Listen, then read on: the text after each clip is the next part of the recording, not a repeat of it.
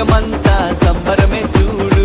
కన్య మరియా గర్భమునందు నా ప్రియ యేసు జన్మించినాడు. బెత్లెహేముపురములో రాజుల రాజు ఉదయించినాడు మన కొరకే నేడు. బెత్లెహేముపురములో రాజుల రాజు ఉదయించినాడు మన కొరకే నేడు.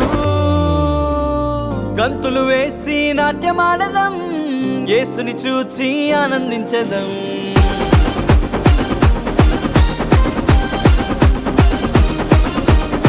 గంతులు వేసి నాట్యమాడదాం, యేసుని